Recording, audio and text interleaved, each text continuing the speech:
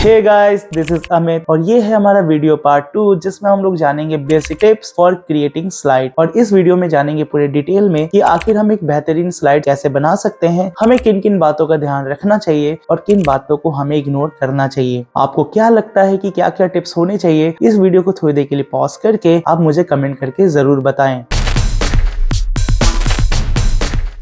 तो पहली चीज, कभी भी आप एक स्लाइड्स बनाते हैं तो उसमें कई तरह के टिप्स आपको फॉलो करने पड़ते हैं। अगर किसी टिप को अगर आप फॉलो करते हैं एक बेहतरीन स्लाइड को बनाने के लिए, तो उससे आपकी ऑडियंस जो है वो इंगेज रहती है, आपके कंटेंट को सुनती है, समझती है और आपको अच्छा एक फीडबैक दे करके जाती है। और किसी भी ऑडियंस से एक अच्छा फीडबैक मिलना और उस पर काम करना एक प्रेजेंटर के लिए काफी इंपॉर्टेंट होता है। तो बात करते हैं सबसे पहले कॉन्सेप्ट की। तो मेरा पहला टिप है कीप इट सिंपल।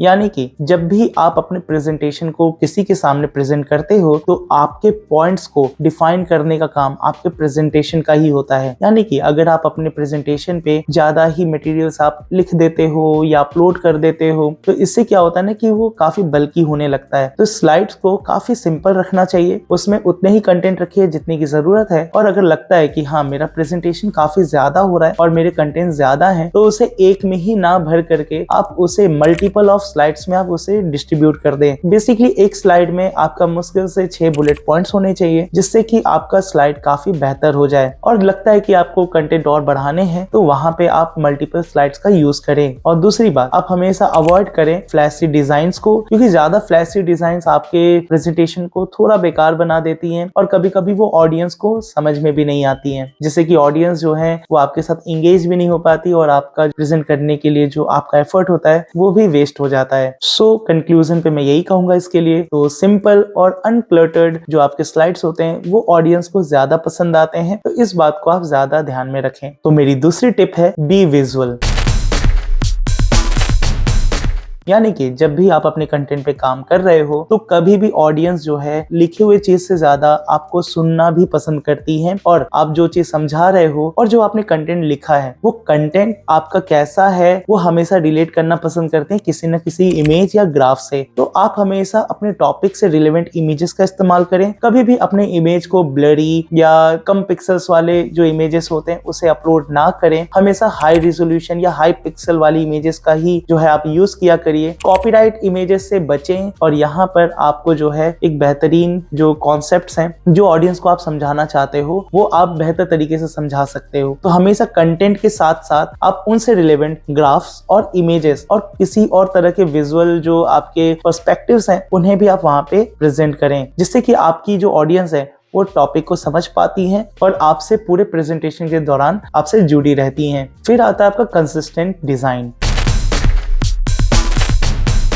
कभी भी आपका एक सिंपल और बेहतर प्रेजेंटेशन एक प्रोफेशनल प्रेजेंटेशन का एक फॉर्म होता है, यानी कि उसकी एक पहचान होती है। तो कभी भी आप एक प्रोफेशनल प्रेजेंटेशन बनाना चाहते हो तो ऐसा नहीं है ना कि आप सिर्फ इमेजेस लगा दिए, आपने टेक्स्ट भर दिया, आपने कुछ ग्राफ चार्ट लगा दिए और आपने किसी के सामने प्रेजेंट कर दिया, हाँ वो एक परफेक्ट आपका एक प्रेजेंटेशन तैयार हो गया। नहीं, कभी भी एक प्रेजेंटेशन किसी के सामने रखा जाता है तो उसमें आपको कंसिस्टेंसी डिजाइन का भी इस्तेमाल करना चाहिए। फॉर एग्जाम्पल, आपने 10 स्लाइड्स बनाई हैं और 10 स्लाइड्स बनाने के दौरान आपने अलग अलग हेडिंग्स भी बनाई हैं। ऑब्वियस सी बात है कि आप हेडिंग्स तो बदलोगे ही। अब मान लेते हैं कि आपने पहले वाले स्लाइड में फॉन्ट की जो साइज है उसे 20 रख दिया, उसका जो फॉन्ट का नेम है उसे मान लेते हैं एरियल आपने रख दिया, बैकग्राउंड कलर आपने येलो रखा। बट वैसे ही आपने दूसरा स्लाइड बनाया, उसमें जो आपकी हेडिंग है उसकी साइज आपने 25 रख दी, बैकग्राउंड कलर ग्रीन रख दिया या कोई और कलर रख दिया, ठीक है। और उसमें फॉन्ट मान लेते हैं एमवी बोली या फिर कैलिब्री या बहुत सारे आपके फॉन्ट के नाम आते हैं, उसे आपने रख दिया। इससे क्या हुआ कि आपका हेडिंग बदल गया, ऑडियंस रिलेट नहीं कर पाई। तो हमेशा जितने भी आप अगर स्लाइड्स बनाते हो, आपने 10 स्लाइड्स मान लेते हैं बनाई है, तो हर एक स्लाइड में हेडिंग का जो कॉन्सेप्ट है कि आपने बैकग्राउंड में क्या कलर रखा है, हेडिंग का नाम जो रखा है फॉन्ट के लिए, आपने हेडिंग में कौन से फॉन्ट का नाम रखा है, इवन जो साइज है उसे हर एक स्लाइड में कॉमन रखें। इससे क्या होता है, आपका जो हर एक स्लाइड है वो एक दूसरे से रिलेट हो पाता है, ऑडियंस समझ पाती है कि आपने यहाँ पे क्या लिखा हुआ है और उसका एक्चुअल मीनिंग क्या होता है। आप यहाँ पे अगर पैराग्राफ पे वर्क कर रहे हो तो हर एक पे पैराग्राफ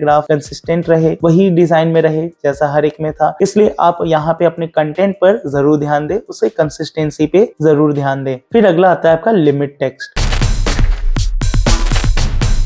कभी भी ऑडियंस जो है आपके सिर्फ कंटेंट को सिर्फ पढ़ना ही नहीं चाहती है कि आपने एक साथ बहुत सारे कंटेंट लिख दिए अपनी चीजों का एक्सप्लेन करने के लिए। आप स्लाइड्स पे सिर्फ उतने ही पॉइंट्स रखें जो कि काफी रिलेवेंट हो। मान लेते हैं आपके पास एटलीस्ट 10 पैराग्राफ हैं और हर एक पैराग्राफ आप वहां पे एक ही स्लाइड में प्रेजेंट कर दो तो ऑडियंस आपको सुनेगी या उस पूरे प्रेजेंटेशन को पढ़ेगी। और बहुत से ऑडियंस होती है कि भैया पढ़ती भी नहीं है ना, वो सुनना ज्यादा पसंद करती हैं। तो आप 10 पैराग्राफ हो चाहे 5 पैराग्राफ या जितने भी पैराग्राफ हो, हर एक पैराग्राफ का एक टाइटल जरूर आप निकालो, उसे जो है बुलेट पॉइंट्स में आप जरूर मेंशन करें। एक स्लाइड में मैक्सिममली जो है 6 आपके बुलेट पॉइंट्स हो, वो ज्यादा बेहतर होती हैं। और आप ऑडियंस को उन पॉइंट्स के बारे में समझाइए जो आपके स्लाइड्स में नहीं लिखे हुए हैं, यानी कि आप वहां पे शॉर्ट में से पॉइंट्स मेंशन करें, उनसे रिलेवेंट आप इमेजेस शो करें और यहाँ पे अपने कॉन्सेप्ट को डिटेल्स में ऑडियंस को समझाएं। और यहाँ पे जरूर ध्यान रखें कि आप सिंपल वर्ड का इस्तेमाल करें, क्लियर चीजों का इस्तेमाल करें अपने ऑडियंस को समझाने के लिए, और यहाँ पे आपको अच्छा फीडबैक देखने को मिल जाएगा। और लास्ट होता है